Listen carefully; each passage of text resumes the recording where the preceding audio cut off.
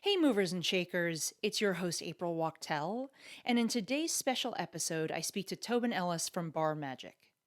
This is Tobin's third time on the Movers and Shakers podcast, and today he's here to discuss the Hospitality Relief Dashboard, a resource he built that aggregates hospitality resources across the United States. In addition to the dashboard, we discuss leadership in a crisis, financial literacy, income diversification, and so much more. As with my last interview with Chris and Michaela, there are video and audio versions to this interview. I'll put links to both in the show notes, as well as specific timestamps so you can skip around if you'd like. If you get any value out of the show whatsoever, please go to ratethispodcast.com/MAS and leave us a rating. I really appreciate it, and it helps others find the podcast. Without further ado, please enjoy my interview with Tobin Ellis. Okay, so Tobin, let's get started then. You're based in Las Vegas. If I didn't already know that, I could tell by the background you have behind you. Yeah, absolutely. This is one of our sort of iconic, long-lasting dive cocktail bars downtown called Atomic, and a good friend of ours, Katie Cruz, is the general manager there, and it's a shout out because she's one of the people that's in our industry that's kind of doing one of those amazing things where she had to let go of pretty much her entire hourly staff, and the ownership said they would keep her on salary, so she turned around, took her salary, and sliced it up, and she gives it off to the people that she had to lay off. Whoa, So that's yeah, awesome. Yeah. that is pretty awesome. So can you start maybe by telling us a little bit about the scene in Vegas, kind of what the timeline's been since COVID hit? Yeah, I think one of the things that distinguished how Las Vegas reacted to this is that we are probably only like maybe Hawaii and possibly Orlando, and to a degree New Orleans. We're just so heavily tourism based, tourism and hospitality. 53% of our economy comes from that industry, and most of the rest are support. So when the 24-hour billion-dollar casinos that have never closed their doors once ever all shut down, the city knew this was serious, and we took it serious very quickly, even though I don't know that we're the epicenter of adult responsibility. That's our reputation. But with this case, when that happened, people took it pretty seriously, and I think realized quickly that the sooner we all get on the same page and social distance and stay at home, the faster that we'll get through this and get back to work and get back to having fun. So maybe let's take a step back and talk about the Vegas scene in general, if you don't mind, just Sure. like giving some context, because we've got listeners from all over the world. Sure. So what's it like normal kind of day to day? Well, I mean, I'm probably the worst person to ask about the day-to-day in Vegas because I've been self-quarantined for 27 days now. We haven't left our neighborhood and really our house very much, or our backyard. We decided to voluntarily self-quarantine, and the day we started doing it, my girlfriend had a coworker who tested positive. She works at a very popular, busy day club pool. She's a bartender. So we were already going to do it, but then we sort of, I don't say had to do it, but we ended up quarantining. So I have no idea what it's out there, other than a couple runs I've taken. And it's, sorry, but Vegas is a really, really quiet city, and that shocks people. But off the strip, I've lived all over the world, or I've lived all over the country and traveled all over the world. This is the quietest city I've ever been to. It's like the middle of Nebraska. Because we're a desert people, it's hot. People don't hang out outside much. And when they do, they go to the 5 national parks that are within 4 hours. So we don't have a lot of people running around like you do in New York and other places. Right. But so the majority, again, for people who are not familiar with Vegas under normal circumstances, so majority is going to be on the strip, casinos, hotels. If we've got people listening who aren't familiar with Vegas, I want to shout out to my friends on Pluto, because come on, Vegas, everybody knows Vegas. But yeah, it's a city that is the city of lights and the city of entertainment, and there's tons of action, all confined to that tourist district known as the Strip, or what is really the South Strip. But the rest of it's a sprawling suburb and of 2 million people in the middle of a desert that's at least 4 hours from any other major city by drive. So it's pretty isolated here, and the community is all pretty much dependent on tourism and hospitality all the time. Mm-hmm. So when hospitality and tourism both stop, our city pretty much closes down. Right. So in New York, I know I actually saw the the alert on my phone the other day. It was almost exactly a month ago where people started really getting that sense of like stuff may be really like going down right now. Because we did an event for Cheeky, my company, where they had started asking people to wear gloves. And I think we know in the bar community, in a normal establishment, that's kind of like just not sacrilege, but just so uncommon. And at that point, people were conditioned enough to be like not disputing it at all. So we were all ready to do it. And we're just like, okay, this is not unusual. So when did it hit Vegas for the I first time?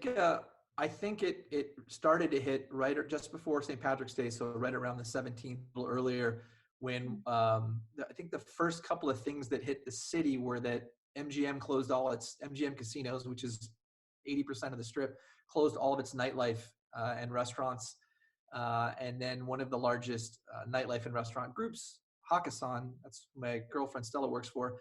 They also shut down Wet Republic, which is one of the busiest beverage outlets in the world. It's a place that can do $1 million in a day.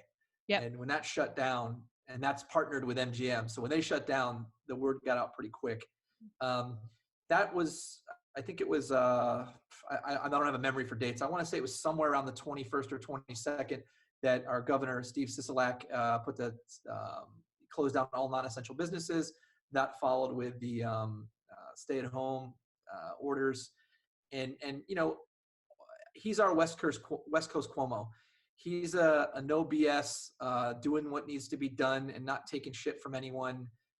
Has empathy and compassion, but he's hard nosed. Like, look, I think a reporter asked him a question, like some vague minutia, and he was like, "Look, how can I be clearer? Non-essential businesses are closed." Like, he just takes control in a way that I think people are responding to right now instead of the political rhetoric. So the combination of that strong leadership with the largest businesses that everyone relies on, both sending the same hard message quickly, I think put us a little bit ahead of the curve to react to this. Mm-hmm. Yeah, I think Joe Pereira had posted something out about, I believe it was MGM, saying that they were going to pay all of their employees. It was some ridiculous amount, like 15,000 employees for like the full month or something like that, which at the time was unprecedented. Yeah, MGM Wynn Resorts also, they're still paying everyone. And Station Casinos, which people outside of Vegas may not know, they're actually the largest gaming company in Las Vegas. Mm-hmm. As far as the market goes, they're the local casinos that are everywhere, and they're paying all their employees. So we saw a lot of leadership there to take the fear and the panic out of the city. So let's talk about the dashboard. Sure. Maybe just jump into it. I know that it's been circulating on social media for sure. I know that there's been some recent media coverage as well. So why does it exist? Oh, look at that. Green screen. All right, talk about it. Sure. So barmagic.com/relief is the hospitality relief dashboard. And this is just an effort that tries to it's a portal for all of the existing hospitality facing relief resources and puts them in one quick, easy, intuitive place to find things. So if you are a bar, restaurant, cafe owner, worker, you're furloughed, laid off, losing your shirt, going down in flames, and you are looking for information quickly or new information that you may not have heard about, hopefully this is a place that has that. I launched it on March 19th. I think I whiteboarded it on the 18th, put it up on the 19th. I've worked on it every day since, just trying to kind of cut through what I call the benevolent noise. Because there's a lot of ready, fire, aim going on whenever there's a crisis. Everyone's like, come on, we got to go help. Let's just all do stuff. And it's a beautiful feeling and a sentiment. But when we start looking at something that's a crisis, it's important that things are being done in a way that can really amplify voices, streamline efforts, and make things more effective. I think every day when I wake up, I think it's not about, what is it about more? Is it about feeling like you're helping, or is it having an impact? Mm-hmm. So having an impact is a big part of what I'm hoping that we're accomplishing. So real quick, the rundown, there's a map, which there's a map you can click on whatever state or province you're in North America. You can find the most recent daily updated resources for relief centers, relief funds, food banks, unemployment, small business relief, takeout, restaurants, all the Google Sheets that people are making, all consolidated.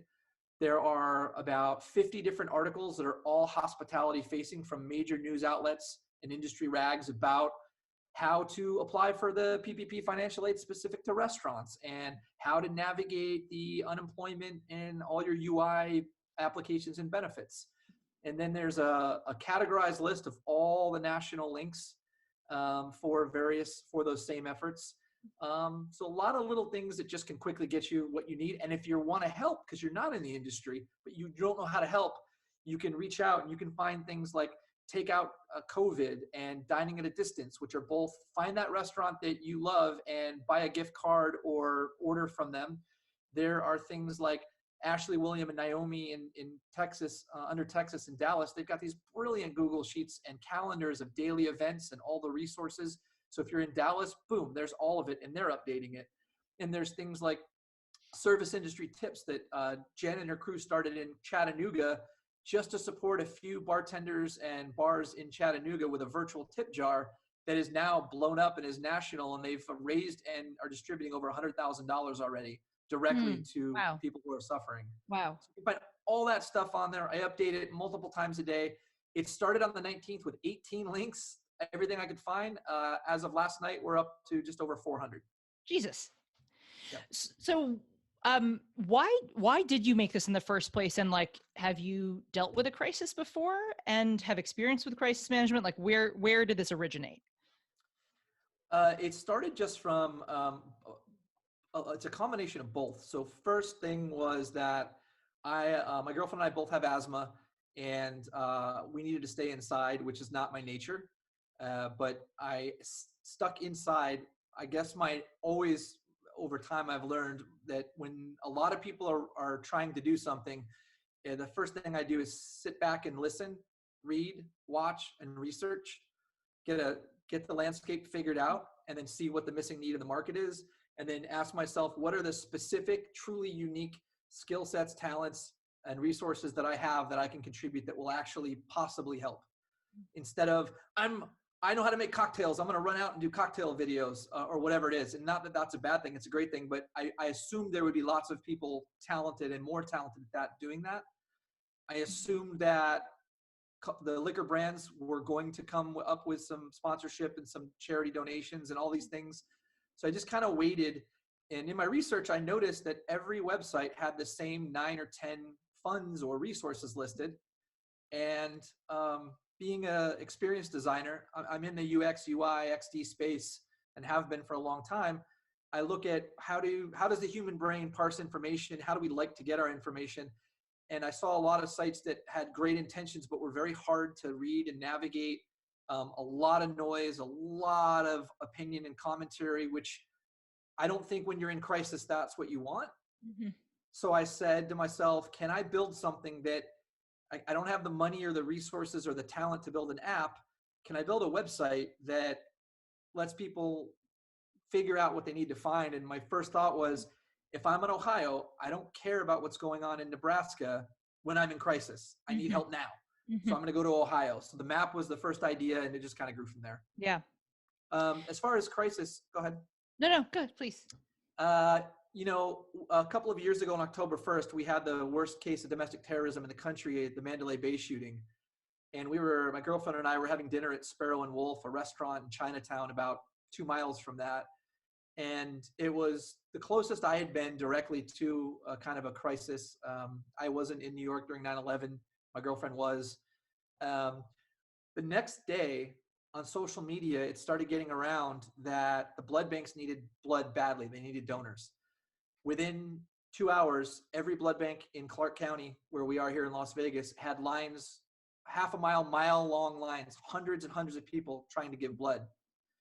The next piece of viral information that got out in all the comments and the posting and the frantic ready, fire, aim was that the people waiting in line needed water and food. So everyone with a car, a truck, and a Costco card went and bought cases of water and dropped it off like we were in the middle of a war zone in front of the blood banks.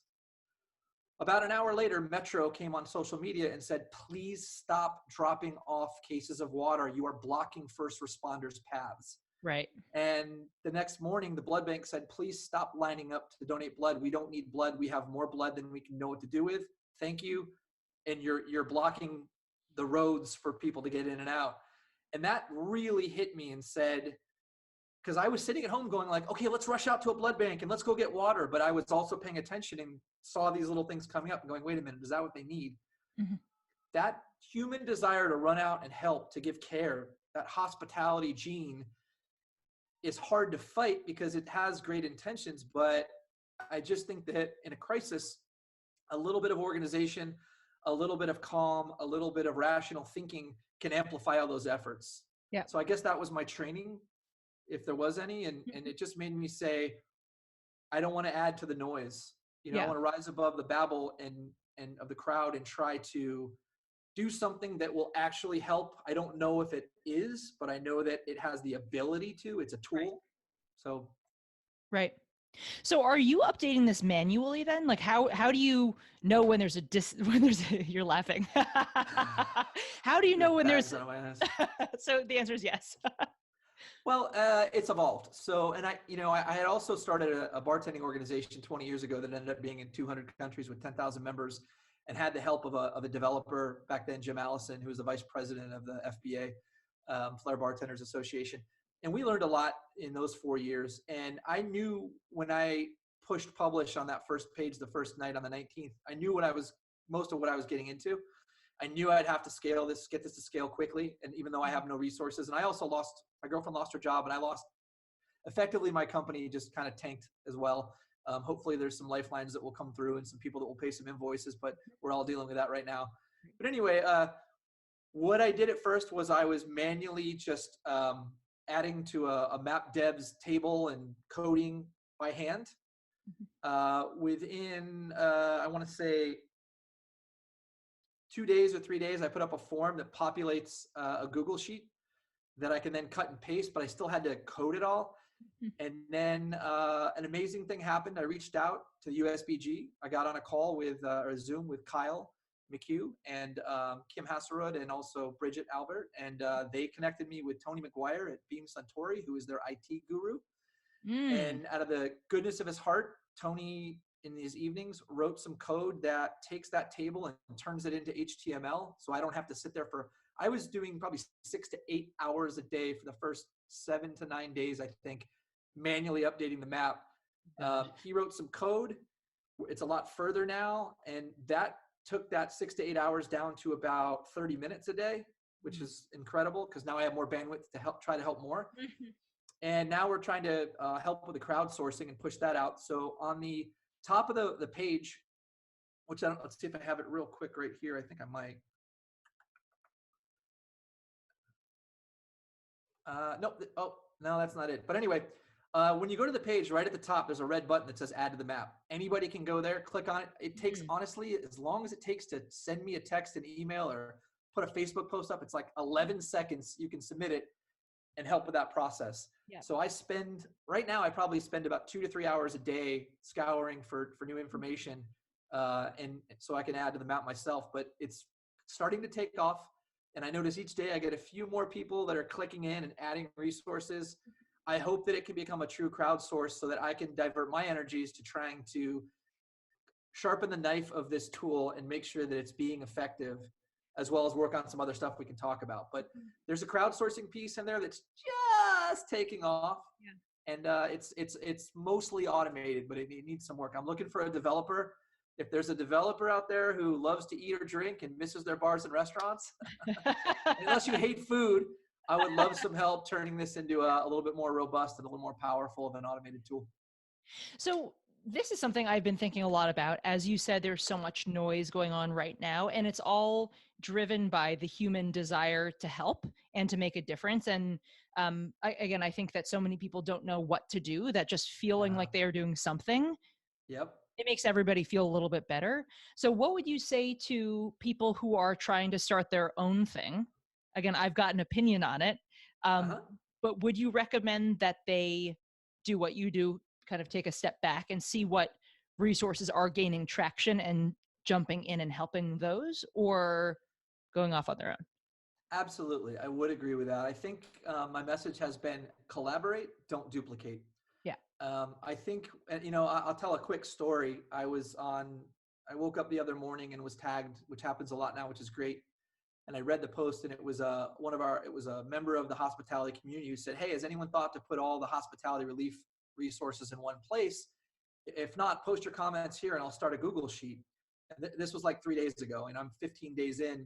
Um, right intention, smart idea, ready, fire, aim.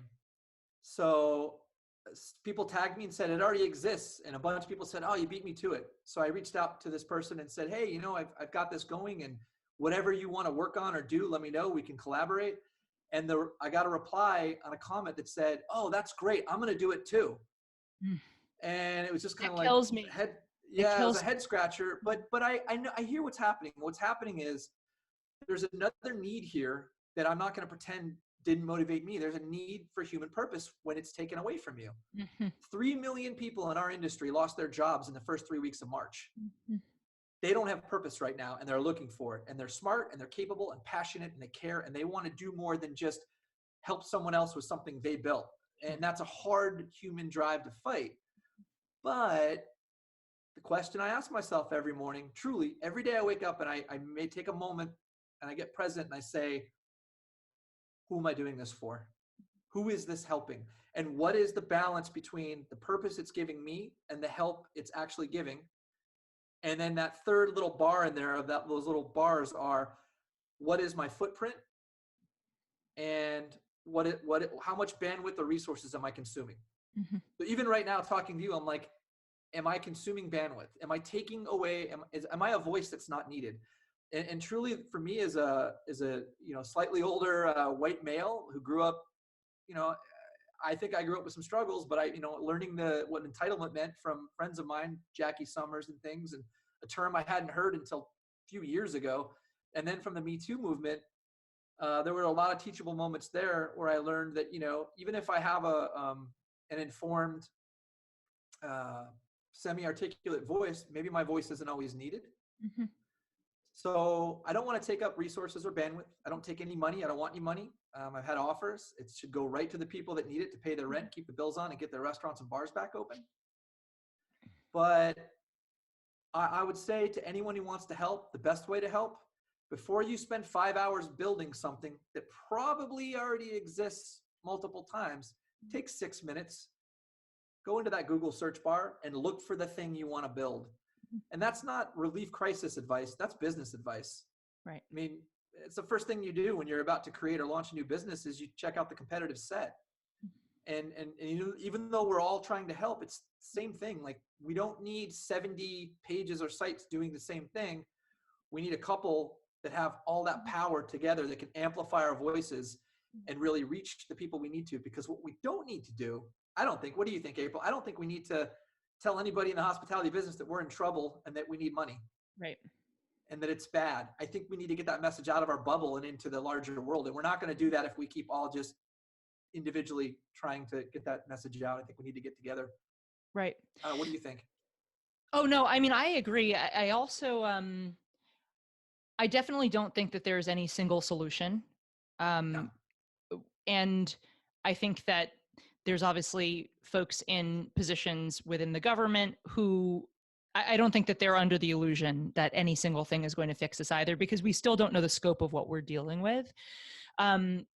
So I think that there's a need for consolidation, and there is a need for sort of a multi-layered, multi-tiered approach as well. So there's obviously government help, there's aggregation of resources, there's how can I identify my value and start building that value short, mid, and long term. So I think that there's a lot of nuance to it. But I would absolutely agree that before you take an action, see if it's existing already. Yeah, and that's a helpful one. But you touched on a really important thing. You touched about those 3 stages and those 3 scopes, and that's the other part of what I'm trying to spend my mind share and time doing is, we've got triage. We need to stop the bleeding. We've got therapy. we need to rebuild. We need to get people back on their feet and get businesses back on their feet. And that's the midterm. And then the long term, we've got rehabilitation. And how do we prevent this from happening again? How do we make sure that the hospitality industry doesn't have another dumpster fire like we'll all talk about for the rest of our lives in 2020? And those are three different initiatives with three all important priorities. And so one of the things that's coming out of this, the hospitality dashboard, is that I'm getting connected, and I'm connecting myself with what I guess, I don't know what else to call them, but the leaders of the hospitality relief space that have popped up and emerged. And we are sort of having a loose conversation and coalition to try to figure out how to do the same, to walk our talk. How do we collaborate, communicate, and not duplicate? How do we amplify our voices? And how do we attack that three-pronged approach that you just identified? Who's doing what, and how can we help each other do all three together right now, and each have our own priority of what they're doing? Is this within the bar world itself, or does this extend to restaurants? Because obviously, like, I mean, save our restaurants, save restaurants. That website is one of the best organized resources out there, right? Yeah, that's the Independent Restaurant Coalition that Naomi Pomeroy from Portland and her James Beard Award-winning restaurant is started up along, and I know it's got Tom Colicchio's on board, and yep. There's a group. Yeah, they're fantastic. And no, this is everyone. This is hospitality. So we're talking about bars, restaurants, cafes, nightclubs, coffee shops, hotels. We're talking about valets, housekeeping. We're talking about the entire ecosphere of hospitality, and really a little bit of overlap with tourism because they're inexorably tied together. But this is the whole family. This is the front of house, the back of house. This is all of us. This is our hospitality family in North America. And I wish I could wrap my arms around the world, but right now that's the focus. And it's how do we divide and conquer to accomplish these three things? And April, this is an industry of people, more so than anyone except probably first responders, that are wired for crisis and stress. Yeah, we thrive in it, right? And we're not only, the difference is we thrive in it, but while we're in the middle of it ourselves personally and around us, we are generally the voice of reason, calm, or fun, or order out of chaos.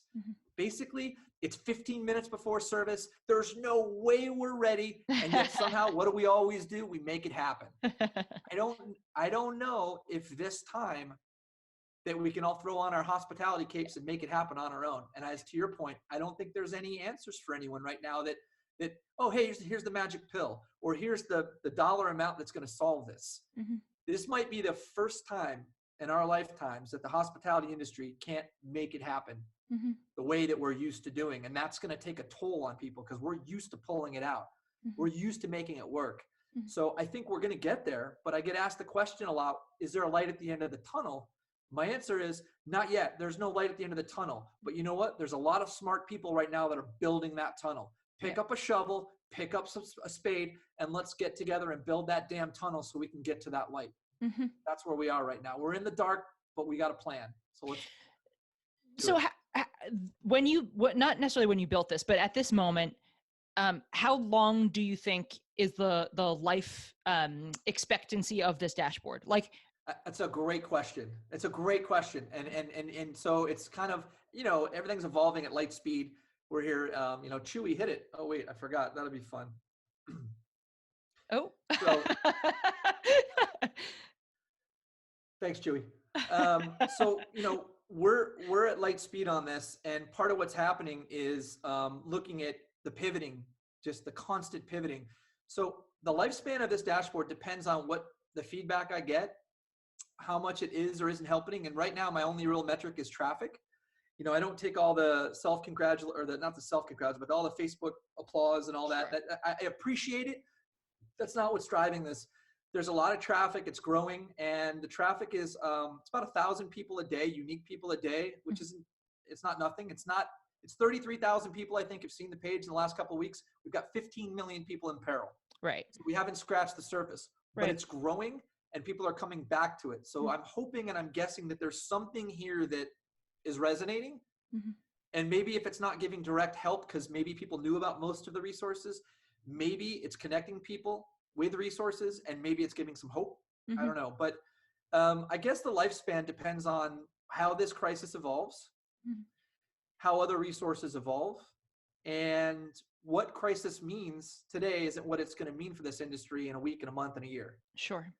And I don't think we need to be in crisis forever. This is not, we don't need to be breaking news on everything that happens, because another passion of mine is neuroscience and neurochemistry as it relates to hospitality. I've written a book that I'll probably never publish on it, but a completed book, and did a lot of research and know that like the central nervous system can only handle being in this flight or fight mode so long without breaking down the immune system and creating the illness we're trying to fight against. Mm-hmm. So we can't stay in crisis forever. So what will our industry need next week, next month, and next year? And I think as long as what I'm doing is helping or can help, I will stay working on it. Mm-hmm. The moment that it's just about a vanity project, or it's, look at me, I did a thing, pat me on the back. If I ever feel like that's taking over, then this isn't something I'm going to put energy into. Right. I don't think that's a problem yet, and I hope it won't ever be, because I'm cognizant, I'm aware of it constantly. But it's a great question for all of us.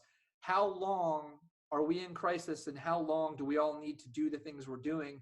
And at what point do we have to stop bailing water out of the boat and start reading the charts and the stars and figuring out, are we going to build a new boat? Are we on the wrong sea? Should we check the weather?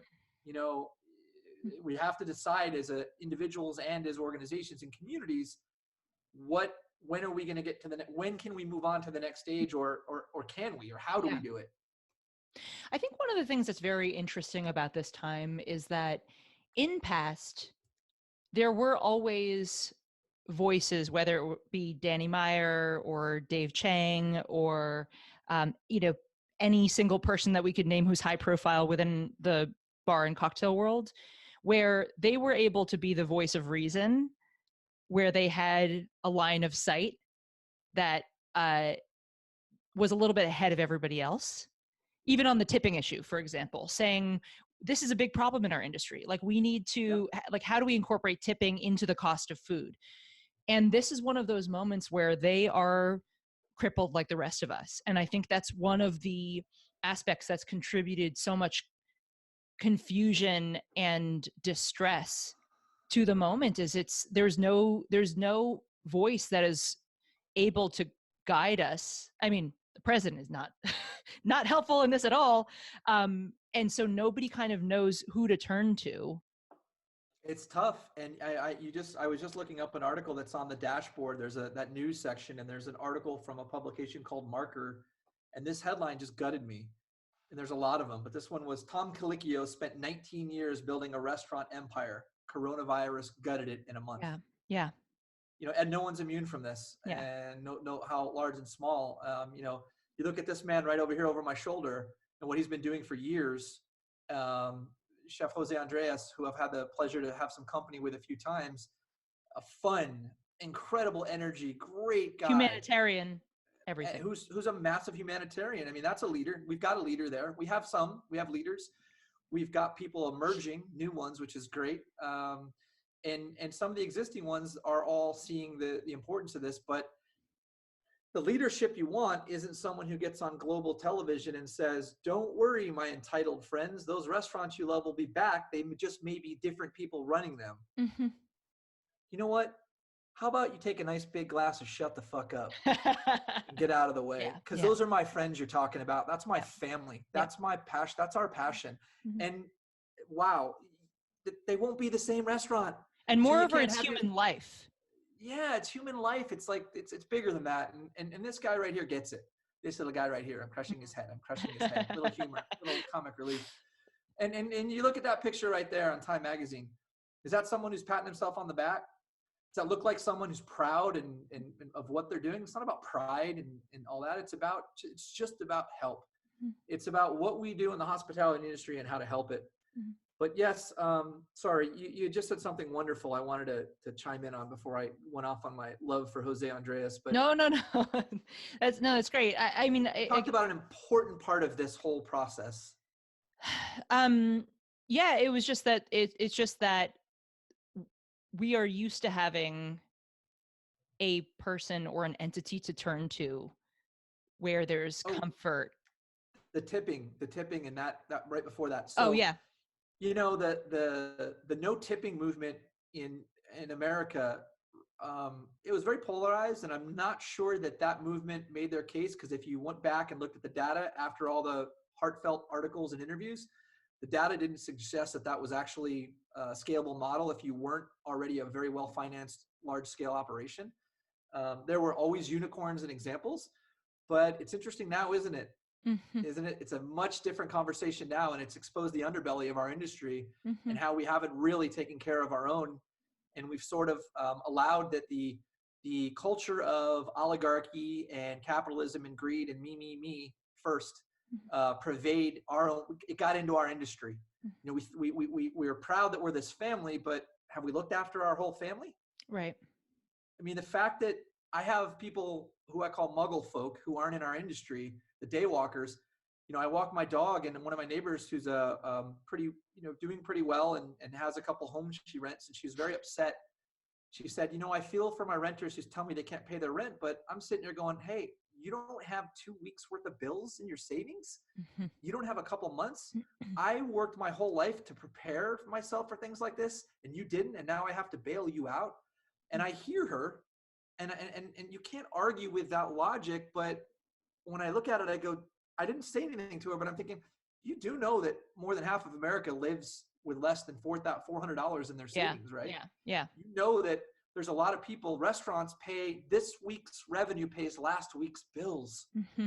The margins are tiny. Yeah. This is a labor of love. This is not some magical empire that's just making us all billionaires or even millionaires or even thousandaires.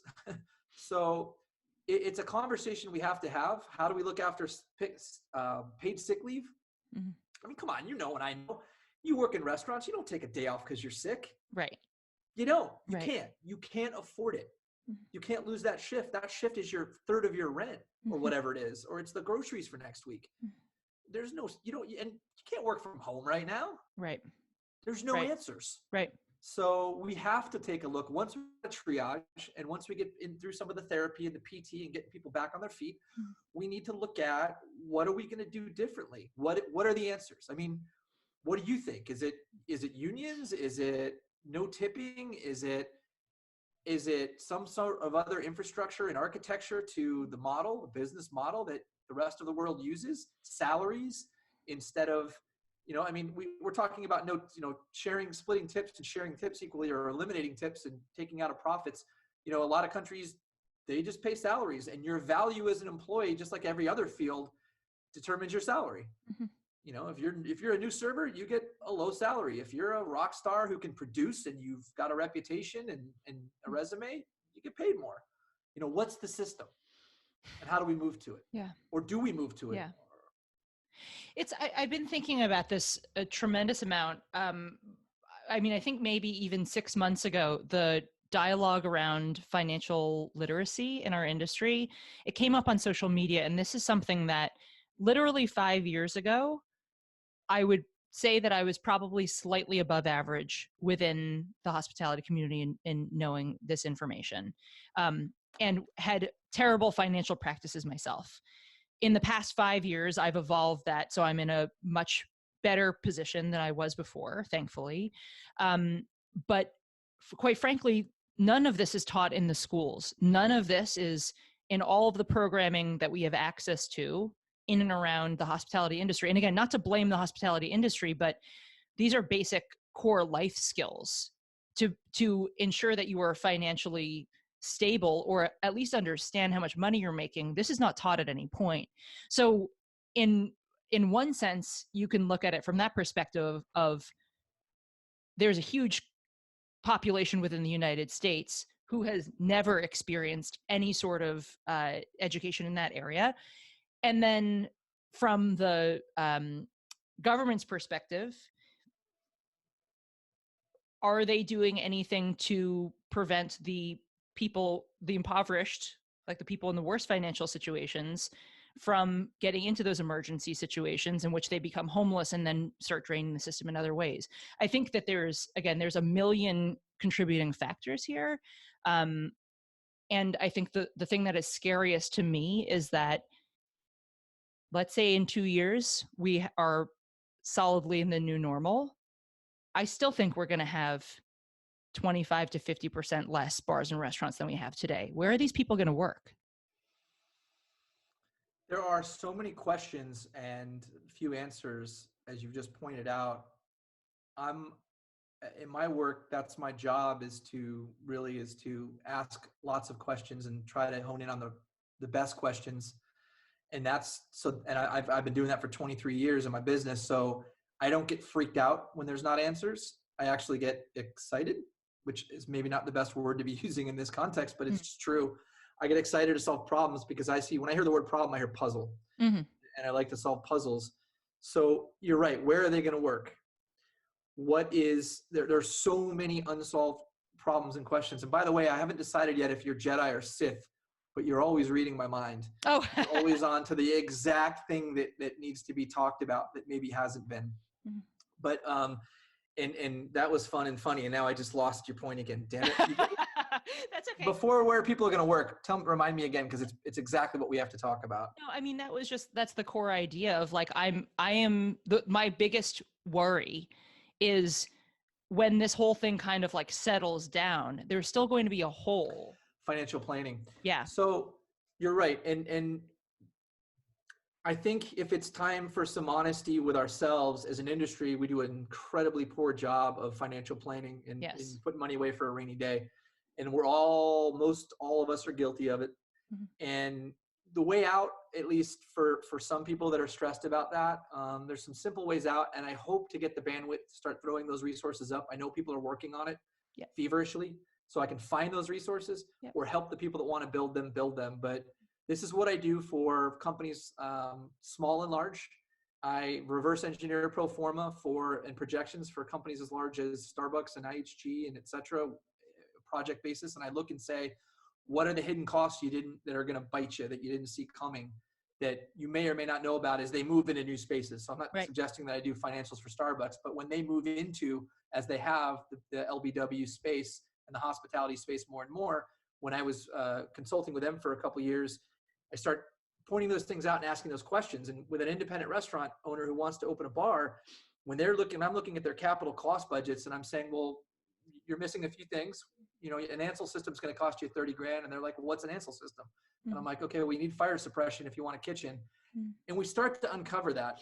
You need to do that. And everyone needs to do that in their own lives. So you tell people to do a budget. And if you're not someone who loves spreadsheets, and I am someone who loves them, you get like, oh, I don't want to do that. Mm-hmm. So, but you go through it and people go, yeah, I've done a budget. My car payment's in there, my insurance, I'm good. I'm like, great. So how much do you spend a week on going out? I don't know. I just, whatever, probably a couple $100, track it for a week, write it down, tell me the number. And I've done this with a couple people very close to me, and they always come back like this. Oh my God. Yeah. And we find out they're spending 35% of their income on leisure activities, et cetera. And I'm not telling people not to go out and have fun, especially not now when things open back up. But I'm saying, if you don't know how much if you don't know where every dollar you have coming in, where it's going out, there's no way you can plan for your future. You just can't do it. Shoveling money away is great, but how much should you be putting away? How much should you be spending? And having your own comfort level with that. Yep. How much are you spending on Netflix and Hulu and everything else? How much are you spending on all the little things that are so small, but when you put them together, they actually become a pretty big monthly nut. Yeah. And do you need them? Do you want them? Are there other options? I just, first thing I did, if you haven't done this yet, I called my car insurance company and said, so I'm probably just going to cancel you. And I don't really care about the law that I have to have insurance, because that's stupid right now, because no one's driving. My car's not going to move for 2 months. Right. So do you want to help me? You want to work with me? You want to work against me? Mm-hmm. And I got this awesome rep, and she said, let's figure it out. And she goes, hang on. The lowest minimum possible thing you can carry will drop your premium by 80%. I'm like, I'll take that. Mm-hmm. And she goes, great. And when this is over, if you want to talk about bumping it back up, let me know. I'm help. Yeah. That's the solution. Yeah. And that's something you can do right away to start curbing your bills down. And there are resources on the dashboard. One of them that I just put up a couple days ago, real quick, let me fly to it. It's awesome. There's a whole section on small business relief. There's about to be a section on personal finance. And in that I want to find the 55 federal, state, and nonprofit relief efforts and funds. And tied to that is another 2 different articles and a link all in that section about how to apply for all these funds, how to navigate them, how to talk to your landlord, like all these resources. If you don't know how to be successful at these things that help plan your finances, Mhm. they're starting to come online, Yep. and they come online every day. Mm. But just figuring out how to do a budget, just understanding having multiple buckets and putting away money for a rainy day that you don't touch. Mhm. These are important conversations that you point out that we need to start having. So the on the budget topic, so this singular idea that I think elevated me from the basement of financial literacy into maybe the first floor was the notion of pay yourself first. So put the money that you need to save and not touch ever. You put that away first, and then the rest of it is what you can divvy up for your needs. Um, and it's crazy to me that, again, I got into my late 20s to early 30s without ever having been taught that by school, by employers in any way. But for anyone who, again, is uncomfortable with a budget, that could be a good place to start. And I don't know about you, Tobin, but I have investments with Betterment. This is it's a super easy, wonderful user interface. And I think the core feature, if people get on with those guys, or with, I think Wealthfront is kind of their main competitor, the core feature that is super helpful is that you can say, if I want to save $100,000, if I want to save $10,000, $1,000,000, whatever, by 10 years, 20 years, 30 years, it tells you how much money you need to put aside on a monthly basis to meet that goal. And I think that That's is one of the, amazing. yeah, it's one of those tools that I don't think it existed, or I don't think anything like that existed until probably the past 10 years. But that enables you, even with minimal understanding of how finances work, to at least understand what you need to be working towards. You need a map. You need a map that shows you how to get where you want to go. You can't just say, I want to have this million in retirement, and then, okay. And as you know, once you have the map and you know what the little pieces are, you actually start taking the steps to get there, for Yes. sure. Yep. That's a great resource, and it's a great piece. The pay yourself first was something, even on a more basic level, I didn't understand as a small business owner for my first 10 years of my business. I was putting every dollar back into the business, and I look back after 10 years and I'm like, man, I've really built a business. And then I kind of looked and went, and I have nothing to show for it. Right. And so paying yourself first can take on a couple of meanings, but always to that point of, when you get done with that job or that shift or that day or whatever, and you exhausted all those resources on the costs, and then the money you spent to eat or whatever, what's left over? I think it was Joe Baum, the famous New York restaurateur, who once said, it's not how much you make a night, it's how much you wake up with in the morning. Mm. And if there's ever a quote that hit me as a young waiter and bartender, it was that one. Like, yeah, everyone's like, yeah, I made $270 last night. What's in your pocket this morning? I got $27 and a couple of stubs from, I don't know what this is. Looks like some stamps on my hand, and how to have fun and not, how to still be the person you are, but Yeah. the key, I think, at least for me, was how to get spark joy from the things that used to be pain. So for me, joy used to be just when I was in my 20s, going out and having fun, and who cares? And I don't want to do all that crap. But then when I learned how to use a spreadsheet and a budget, I found that information is relief. Knowing how much money I can afford, because then all of a sudden you work on it, right? April, Yep. you go, oh gosh, you get excited to put money into an investment or a Yes. savings account. You get excited to know I can spend $107 this week or this month on drinks. Now I'm going to pick those drinks carefully, and I'm going to really covet them, and I'm going to enjoy them. I'm not just going to do whatever. And I don't know, it can change your life if you want it to, and it doesn't have to be a big deal. It can start really, really easy. Right. Get beyond the little glass jar with all the change that's in the closet or the corner by the door, and start applying that same piggy bank mentality into something that's got some teeth to it. So I guess like a big angry pig, kind of like the Pink Floyd pig with teeth. Got it. Too bad you don't have a visual of that, by the way. Oh man. See, that's why I need a crew. I need right now, I need someone over in the production going, and then put some Pink Floyd music and have that come up. No, I'm so impressed, honestly, by what you got going on here. I've got to steal your tactics. I was there's a lounge out of Europe, a cigar lounge concept that I was on, and that was I popped on, and they're all like, I'm like, what? Whoa! What are you guys doing? They're like, oh, green screens, virtual backgrounds. Yeah. The real key was trying to figure out how to create a background. It always is, so the information comes through, and you're not like the first two I did. I'm like this, and this is my dashboard. Right. We're getting there. It just has to be enough contrast, though, right? From yeah. Yeah, not too noisy. This might be a touch noisy. I don't know. We'll figure it out. It looks great. It looks great. But you know what's not too noisy? What's that? Oh, Chalmers. This is Chalmers. This is from Star Wars. They call it this is the cantina, but it's actually called Chalmers. It's a Wookiee that owned it. But this is probably a little less noise. Oh, no, that's not good. Oh, well, I don't know. I mean, I think it's. Oh, that's right. It got melted. Okay, that's not good. All right, okay. Let's just go over here and we'll go to Mr. Coco in Las Vegas. Oh, great. That Dario and Francesco work at. Love it. Okay, I would love to switch a little bit and talk about what people can do now that's not explicitly helping necessarily. So I've had this hypothesis for a while. So as you know, I have a company that's a consumer packaged good company. It's cocktail mixers. And something that I've been paying attention to quite a bit in the past couple of years is the switch from sort of traditional distribution in retail in the on-premise to this direct-to-consumer channel. So there's a lot of conversation for people who are less familiar listening. For the first time kind of in the history of the world, thanks to the internet, we as companies and as people have been able to reach our end consumer directly.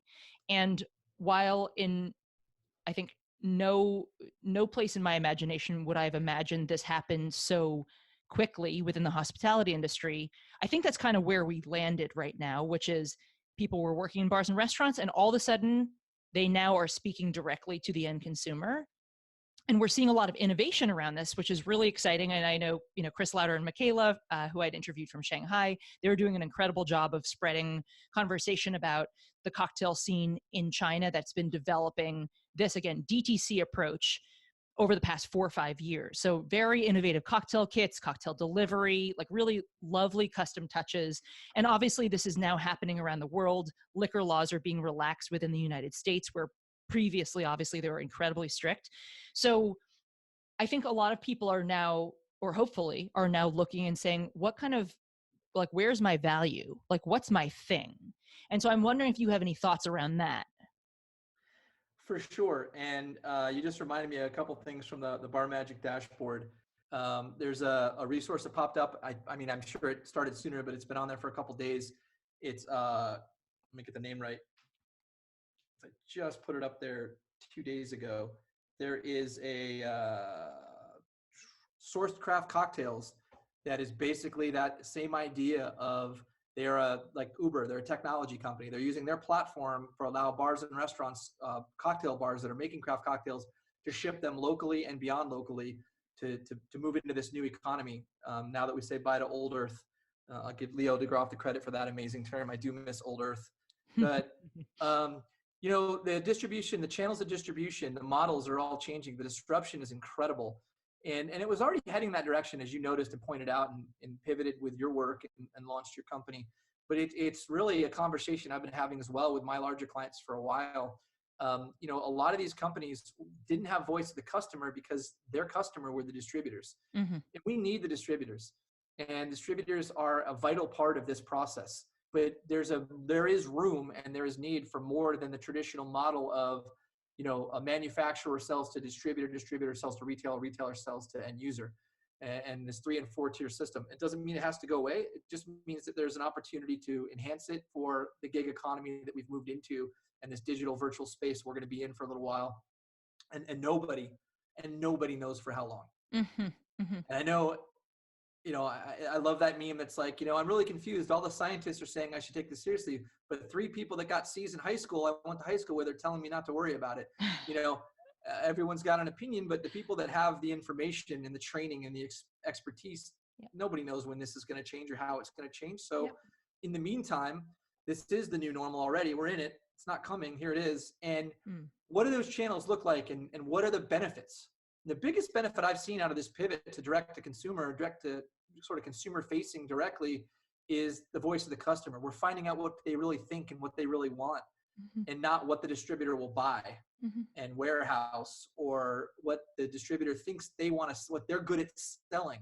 Mm-hmm. And it doesn't mean that it makes the distributor obsolete. It gives everyone better information. Mm-hmm. And it allows us all to start thinking about, as I do when what I'm trying to do is, what is the person who ultimately, the end user is ultimately the person that you are in business for? Mm-hmm. What do they really want? Yeah. What do they really need? What do they really think? Mm-hmm. Instead of like, here's an easy example, right? When I go out with friends, the question I hear a lot of people ask in a new restaurant is, what's the most popular dish on the menu? You know what? I don't care what the most popular dish is, because it's usually not the best. Mm. The better question is, what do the people that work here eat? What do you Mm-hmm. guys eat? That's talking directly to the people that know the most about it, that are the subject matter experts. Mm-hmm. So that way the channels are evolving, and I think it's great. And I think it's a great opportunity. Here's an interesting question. So the dike is broken, and the floodgates have opened to the cocktail delivery, alcohol delivery, which has been a difficult. Is it just going to dam right back up? I don't know about that. I don't know if that's going to happen. And who knows what the lobbying that's happening and everyone's agendas and interests on that. And, I know typically there's a fear, and there probably is one. Wait a minute, if takeout cocktails takes off, are people going to come back out to our restaurants? And the message I've been trying to share with all my friends, because it's a space I've been living in this bar experience design space, is if you're a bar owner and you think, or a restaurant owner, you think that your menu, your food and your drinks are your product, you know better than that. That's not your product. It's not your product. Your product is your experience. Your product is your hospitality. It's the environment that you create. It's that illusionary world that you build, like the one behind me in Mr. Coco at the Palms in Las Vegas. It is that powerful moment you create because you create another world. Mm-hmm. And it's the connection that you allow. Yep. And you can go out and you can create that experience and that connection. And what you'll find, like any other business, when you open up a new channel, you don't cannibalize all your old channel. You cannibalize a small amount of it to grow a second revenue stream and a second channel. Right. It's just like with bartenders. Like every time I've consulted or where I worked when I was younger, you got 3 bartenders on a Friday night, you all make $300. Manager decides for whatever reason, the service isn't good enough. So they throw a 4th bartender back there. And what does everybody do? They bitch and moan. I'm going to make less money. And then what happens every single time? 3 weeks later, there's 4 bartenders making $300 instead of 3. Mm. It's how it works, because you get better volume, better throughput, more hospitality, higher touch, and more things happen. This is a very similar scenario, and most business leaders know this. Extra channel doesn't mean cannibalization if you do it well. Right. It means more customer acquisition. It means more branding. It means more direct-to-consumer touch and feedback that you can get, more business opportunity, and more security because you've diversified. Right. So that you just took the next topic. This is the last thing that I definitely wanted to make sure we talked about is diversification. Because this is, again, I think I learned this lesson many years ago. Like when I was a kid, I remember I would have the conversation with my parents. I grew up in Vermont. There were, jobs were kind of few and far between. And I always felt from a very early age, I need to have like multiple irons in the fire. I think that most people that I know within the hospitality community, they would see diversification as having a job at 2 bars, right? And while that is diversification in a sense, over the past 5 years, I've been thinking a lot about, okay, what is it? My personal brand, I have a couple of revenue streams there. I do consulting work here. I've got my business. I've got a this and a that. And in all the conversations I've been having over the past week and a half, there's been a lot more kind of like, how do I earn income and how do I do it from the safety of my home? Because I want that to also be there when I go back into bars. So don't know if you have any suggestions about like tactics there, off the top of your head. Yeah. So I think, I hear 2 things. And one is, first of all, I wouldn't throw the baby out with the bathwater right now and think that because of the situation we're in, you need to be in a whole different industry. Right. I think the first step, there's merit to that. But I think before that happens, or while that happens, there's an opportunity, unlike one we've ever had, to be able to stop, breathe, center yourself, and actually really meditate and marinate on your business, whether it's your personal business of being a server, a dishwasher, a valet, a bartender, or a business owner or a leader.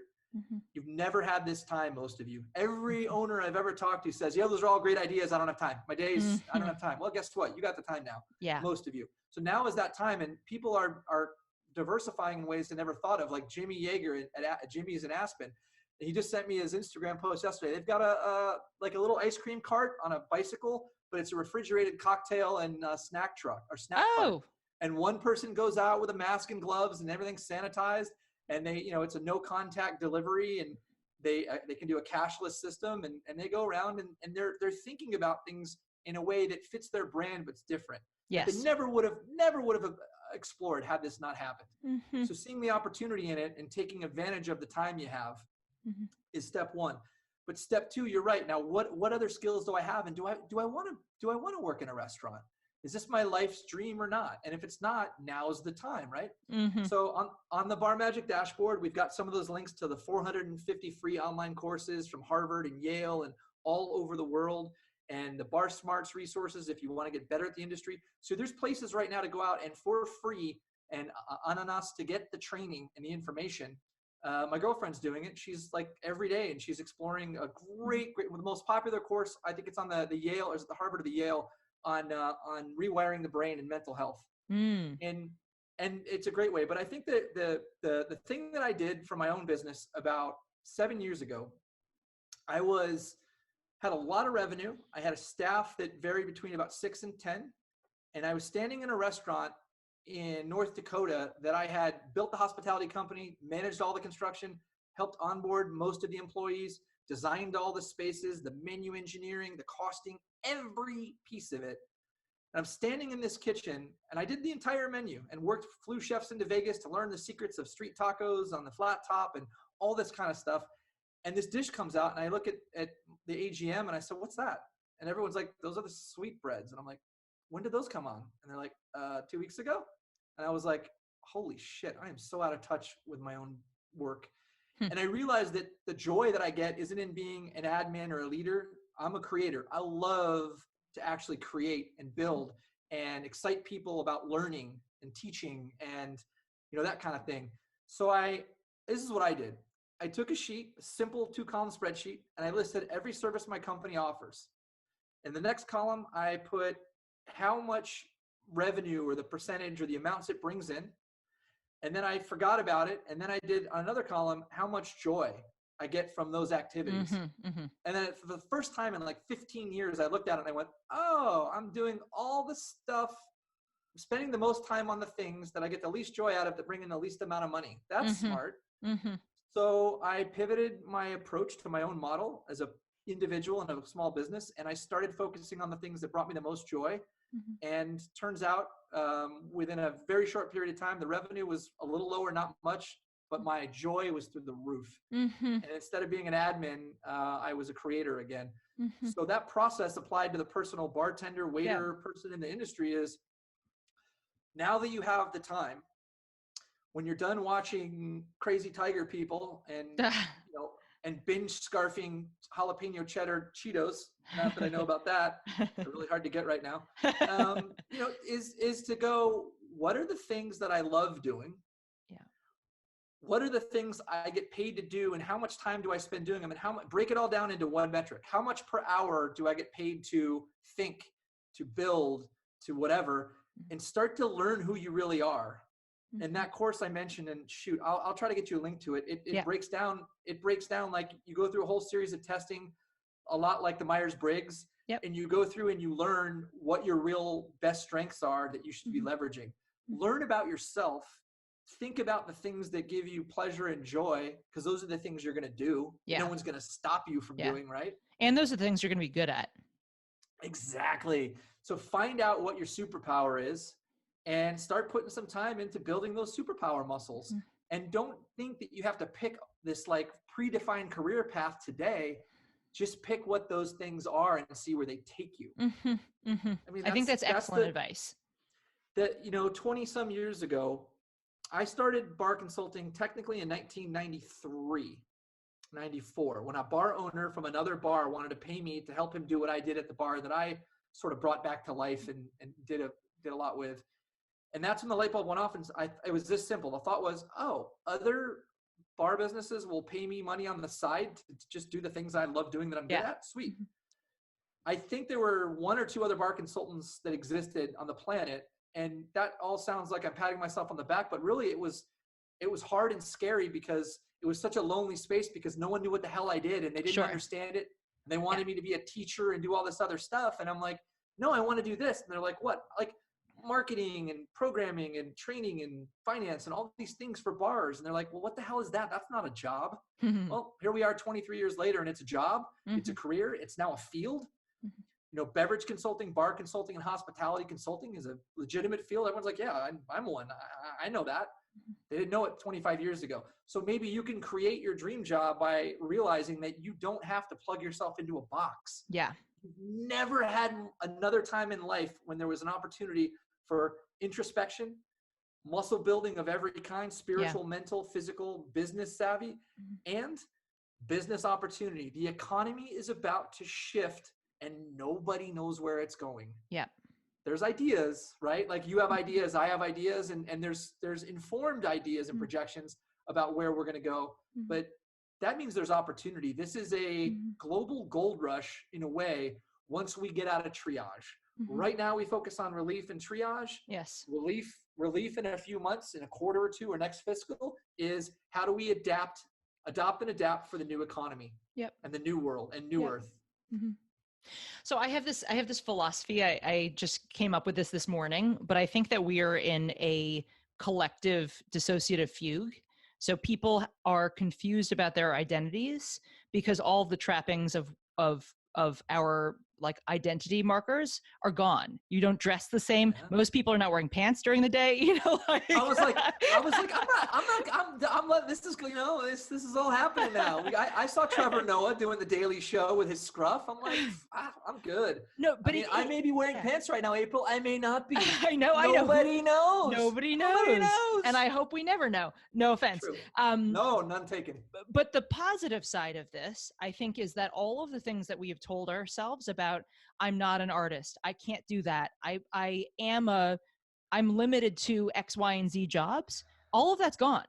You can be what you want to be when you emerge from this thing. So I think when we think about the positive things that can come out of this, I think to your point, there's a tremendous amount of possibility as well. Absolutely. And I don't want to mess with the pronunciation on this because I've heard it both ways, but whether it's Eckhart Tolle or Eckhart Tolle, his new book, A New Earth, if you haven't read it, that say that again. You said it was a dissociative fugue. Dissociative fugue. Fugue. That's exactly what he's talking about in his book, that there's this resonance that's shifting in the population. And you can take it on a spiritual side, you can take it on a pragmatic side, but either way, it's happening now for sure. It's not a maybe. Everyone's going, who am I? What is my identity? What does this mean? Where am I going? Where are we going? And that is scary because it's unfamiliar, but it's extremely, extremely powerful and positive as soon as you get to that stage. And I think what part of what you describe is what I've seen is that for the only time I know of, certainly in our lifetime, but at all, the entire planet is in a collective state of not just stress, but in grieving. Yes. We're going through the 5 stages of grieving at different time. So some of your friends are making jokes about this and that's all they're doing. Some people aren't social distancing. Some people are crying. Some people are having mental health issues like they've never had. Some people are like, this is awesome. I got this. It helps if you can understand that that's how this works with the human mind and the collective social behavior. So the person who's like, there's so much opportunity. You don't have to get mad at them. You don't have to hold on to that anger and get upset with them because they've already been through those grieving stages, or they're experiencing the grief differently. And that's okay. So it's okay to want to lighten up Facebook, and it's okay to take a break and watch some movies and, you know, just realize that the Freschetta whole grain pepperoni pizza is probably a bit better than you thought than the DiGiorno rising crust because you've had 16 frozen pizzas in the last 22 days. That's okay. You put on your freshman 15 when you go to college, and now we're all putting on our COVID-19. It's okay. Everybody is okay. We're all going to be okay. Those of us who are fortunate enough to get through this with our health, anything else we lose is a bonus that we keep it and we'll figure it out. We will get through this. There will be a new earth. It's going to happen. Wow, that's crazy. He called it a new earth. But you're right. It's an opportunity once you're ready to get for it to be that. And it's Mhm. not that for some people. And I hope there's at least a couple people I'm going that might be watching this going, yeah, up yours, buddy. Mhm. My whole business is on in flames Mhm, right mhm, now. mhm, I don't, great. Have fun with your new earth. mhm. I feel you and I want to help you. And that's why I'm putting all my time right now into trying to just scour the internet Yep. and get everyone to help me. Let's get all the information because information is relief. Let's get it all in one simple, easy Yep. place. It doesn't mean controlled. It means like Ashley Williams thing in Dallas and Nathan's in Portland and Courtney Cox is in Las Vegas. And I could name 100 of them. They're maintaining these great resources, but let's just have a place we can find them all. Yep. Yep. And if we can do that, we can get through this phase and some people can start moving on to the next one and then some can move on to the next. And we can figure out how we can get it done like we always do. Mhm. So that's a perfect segue. Tobin, where can we find the hospitality dashboard and you personally? You can find the Barmagic Hospitality Dashboard at barmagic.com. If you would like the specific link, it's barmagic.com/relief. It is slowly, you'll see it popping up on a lot of the relief sites as a resource link. And you can find me at the barmagic.com Hospitality Relief Dashboard. You can reach out to me there. If you Hunched would over like a computer. yeah, exactly. And if you need an answer, if you need help quickly, ask for it. You'll get a faster answer if you put a relief link and submit one and crowdsource it first. Yes. I help you, you help me. I help you, you help me. That's how we do this together. Yep. Yep. So help me, help you, help everyone. Yep. And let's figure it out. Yeah. Love it. Tobin, thank you. It's always a pleasure to talk to you. Thanks so much for coming on and talk very soon.